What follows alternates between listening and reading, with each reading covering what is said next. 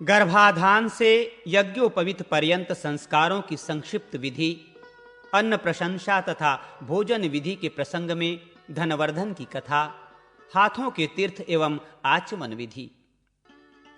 राजा शतानिक ने कहा, हे मुने, आपने मुझे जाति कर्मादि संस्कारों के विषय में बताया। अब आप इन संस्कारों के लक्षण तथा चारों वर्ण एवं आश्रम के धर्म बतलाने की कृपा करें। सुमंतु मुनि बोले, राजन, गर्भाधान, पुंसवन, सीमंतोन्नयन, जात कर्म, अन्नप्राशन, चूणाकर्म और यज्ञोपवीत आदि संस्कारों के करने से द्विजातियों के बीज संबंधी तथा गर्भ संबंधी सभी दोष निवृत्त हो जाते हैं। वेदाध्ययन, व्रत, होम, त्रैविद्य व्रत, देवर्षि पितृ तर्पण, पुत्रोत्पादन, पंच महायज्ञ और ज्योतिष्ठोमादि यज्ञों के द्वारा यह शरीर ब्रह्म प्राप्ति के योग्य हो जाता है। अब इन संस्कार की विधि को आप संक्षेप में सुने। पुरुष का जात कर्म संस्कार नाल छेदन से पहले किया जाता है। इसमें वेद मंत्रों के उच्चारण पूर्वक बालक को सुवर्ण मधु और धृत का प्राशन कराया जाता है।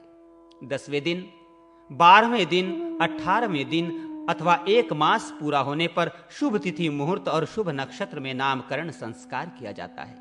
ब्राह्मण का नाम मंगलवाचक रखना चाहिए, जैसे शिव शर्मा, क्षत्रिय का बलवाचक जैसे इंद्र वर्मा, वैश्य का धनयुक्त जैसे धनवर्धन और शूद्र का भी यथाविधि देवदास आदि नाम रखना चाहिए। स्त्रियों का नाम ऐसा रखना चाहिए जिसके बोलने में कष्ट न हो, क्रूर न हो, अर्थ स्पष्ट और अच्छा हो, जिसके सुनने में मन प्रसन्न हो और मंगला सूचक एवं आशीर्वाद युक्त हो, जिसके अंत में आकार, इकार आदि दीर्घ स्वर हों, जैसे यशोदा देवी आदि।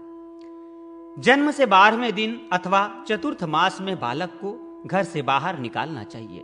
इसे निष्क्रमण कहते हैं। 6ठे मास में बालक का अन्नप्राशन संस्कार करना चाहिए। पहले या 3रे वर्ष में मुंडन संस्कार करना चाहिए। गर्भ से 8वें वर्ष में ब्राह्मण का, 11वें वर्ष में क्षत्रिय का और 12वें वर्ष में वैश्य का यज्ञोपवीत संस्कार करना चाहिए। परंतु ब्रह्मतेज की इच्छा वाला ब्राह्मण 5वें वर्ष में, बल की इच्छा वाला क्षत्रिय 6ठे वर्ष में और धन की कामना वाला वैश्य 8वें वर्ष में अपने अपने बालकों का उपनयन संस्कार संपन्न करे। 16 वर्ष तक ब्राह्मण, 22 वर्ष तक क्षत्रिय और 24 वर्ष तक वैश्य गायत्री सावित्री के अधिकारी रहते हैं। इसके अनंतर यथा समय संस्कार न होने से गायत्री के अधिकारी नहीं रहते हैं और वे व्रात्य कहलाते हैं। फिर जब तक व्रात्योम स्तोम नामक यज्ञ से उनकी शुद्धि नहीं की जाती, तब तक उनका शरीर गायत्री दीक्षा के योग्य नहीं बनता। इन व्रात्यों के साथ आपत्ति में भी वेदादि शास्त्रों का पठन पाठन अथवा विवाह आदि का संबंध नहीं रखना चाहिए। त्रैवर्णिक ब्रह्मचारियों को उत्तरीय के रूप में क्रमशः कृष्ण, कस्तूरी, मृग चर्म, रुरु नामक मृग का चर्म और बकरे का चर्म धारण करना चाहिए। इसी प्रकार क्रमशः सन, टाट, अलसी और भेड़ के ऊन का वस्त्र धारण करना चाहिए। ब्राह्मण ब्रह्मचारी के लिए 3 लड़ी वाली सुंदर चिकनी मूंज की, क्षत्रिय के लिए मुरवा, मुरा की और वैश्य के लिए सन की मेखला कही गई है। मूंज आदि के प्राप्त न होने पर क्रमशः कुशा, अश्मंतक और बलवज नामक तृण की मेखला को 3 लड़ी वाली एक करके 1, 3 अथवा 5 ग्रंथियां उसमें लगानी चाहिए। ब्राह्मण कपास के सूत का, क्षत्रिय सन के सूत का और वैश्य भेड़ के ऊन का यज्ञोपवीत धारण करे। ब्राह्मण बिल्व, पलाश या प्लक्ष का दंड जो सिर पर्यंत हो उसे धारण करे। क्षत्रिय बड़खदीर या बेंत के काष्ठ का मस्तक पर्यंत ऊंचा और वैश्य पैलव, पीलू वृक्ष की लकड़ी, गुलर अथवा पीपल के काष्ठ का दंड नासिका पर्यंत ऊंचा धारण करे। ये दंड सीधे, छिद्र रहित और सुंदर होने चाहिए। यज्ञोपवीत संस्कार में अपना अपना दंड धारण कर भगवान सूर्य नारायण का उपस्थान करे और गुरु की पूजा करे तथा नियम के अनुसार सर्वप्रथम माता, बहिन या मौसी से भिक्षा मांगे। भिक्षा मांगते समय उपनीत ब्राह्मण वटु भिक्षा वाली से भवती भिक्षाम देहि, क्षत्रिय भिक्षाम भवती मे देहि तथा वैश्य भिक्षा देहि में भवती इस प्रकार से भवति शब्द का प्रयोग करें। भिक्षा में वे सुवर्ण, चांदी अथवा अन्न ब्रह्मचारी को दें। इस प्रकार भिक्षा ग्रहण कर ब्रह्मचारी उसे गुरु को निवेदित कर दे और गुरु की आज्ञा पाकर पूर्वाभिमुख को आचमन कर भोजन करे। पूर्व की ओर मुख करके भोजन करने से आयु, दक्षिण मुख करने से यश, पश्चिम मुख करने से लक्ष्मी और उत्तर मुख करके भोजन करने से सत्य की अभिवृद्धि होती है।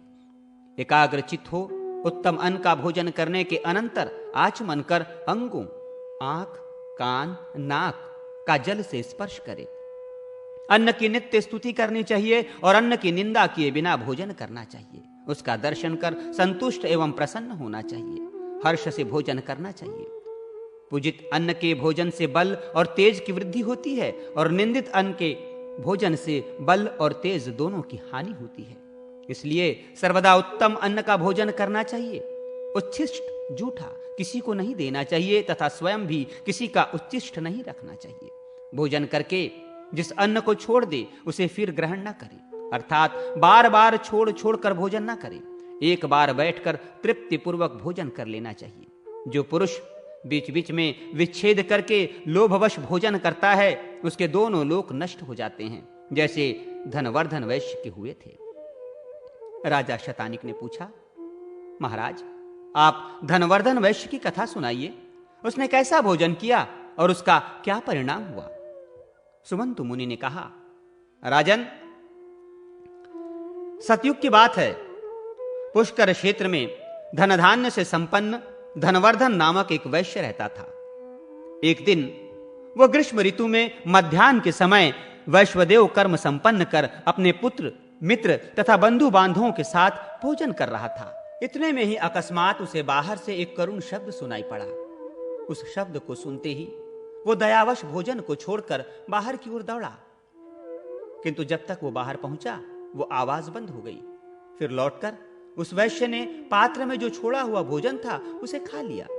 भोजन करते ही उस वैश्य की मृत्यु हो गई और इसी अपराधवश परलोक में भी उसकी दुर्गति हुई। इसलिए छोड़े हुए भोजन को फिर कभी नहीं खाना चाहिए। अधिक भोजन भी नहीं करना चाहिए। इससे शरीर में अत्यधिक रस की उत्पत्ति होती है, जिससे प्रतिशाय, जुकाम, मंदाग्नि, ज्वर आदि अनेक रोग उत्पन्न हो जाते हैं। अजीर्ण हो जाने से स्नान, दान, तप, होम, तर्पण, पूजा आदि कोई भी पुण्य कर्म ठीक से संपन्न नहीं हो पाते। अति भोजन करने से अनेक रोग उत्पन्न होते हैं। आयु घटती है, लोक में निंदा होती है तथा अंत में सद्गति भी नहीं होती। उच्छिष्ट मुख से कहीं नहीं जाना चाहिए। सदा पवित्रता से रहना चाहिए। पवित्र मनुष्य यहां सुख से रहता है और अंत में स्वर्ग में जाता है।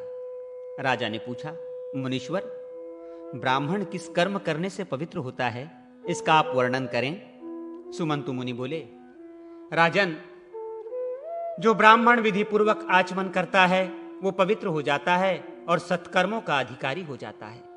आचमन की विधि यह है कि हाथ पांव धोकर पवित्र स्थान में आसन के ऊपर पूर्व अथवा उत्तर की ओर मुख करके बैठें। दाहिने हाथ को जानु के भीतर रखकर दोनों चरण बराबर रखें तथा शिखा में ग्रंथि लगाएं और फिर उष्णता एवं फेन से रहित शीतल एवं निर्मल जल से आचमन करें। खड़े खड़े बात करते, इधर उधर देखते हुए शीघ्रता से और क्रोध युक्त होकर आचमन न करें। हे राजन, ब्राह्मण के दाहिने हाथ में 5 तीर्थ कहे गए हैं: देवतीर्थ, पितृतीर्थ, ब्राह्म तीर्थ, प्राजापत्य तीर्थ और सौम्य तीर्थ। अब आप इनके लक्षणों को सुने। अंगूठे के मूल में ब्राह्म तीर्थ, कनिष्ठा के मूल में प्राजापत्य तीर्थ, अंगुलियों के अग्रभाग में देव तीर्थ, तर्जनी और अंगुष्ठ के बीच में पितृ तीर्थ और हाथ के मध्य भाग में सौम्य तीर्थ कहा जाता है, जो देवकर्म में प्रशस्त माना गया है।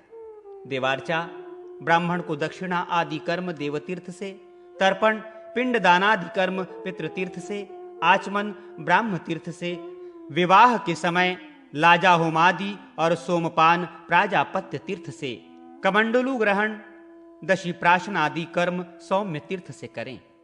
ब्राह्म तीर्थ से उपअर्शन सदा श्रेष्ठ माना गया है। उंगलियों को मिलाकर एकाग्रचित हो पवित्र जल से बिना शब्द किए 3 बार आचमन करने से महान फल प्राप्त होता है और देवता प्रसन्न होते हैं। प्रथम आचमन से ऋग्वेद, द्वितीय से यजुर्वेद और तृतीय से सामवेद की तृप्ति होती है तथा आचमन करके जलयुक्त दाहिने अंगूठे से मुख का स्पर्श करने से अथर्ववेद की तृप्ति होती है। ओष्ठ के मार्जन से इतिहास और पुराणों की तृप्ति होती है। मस्तक में अभिषेक करने से भगवान रुद्र प्रसन्न होते हैं। शिखा के स्पर्श से ऋषिगण, दोनों आंखों के स्पर्श से सूर्य, नासिका के स्पर्श से वायु, कानों के स्पर्श से दिशाएं, भुजा के स्पर्श से यम, कुबेर, वरुण, इंद्र तथा अग्निदेव तृप्त होते हैं। नाभि और प्राणों की ग्रंथियों के स्पर्श करने से सभी तृप्त हो जाते हैं।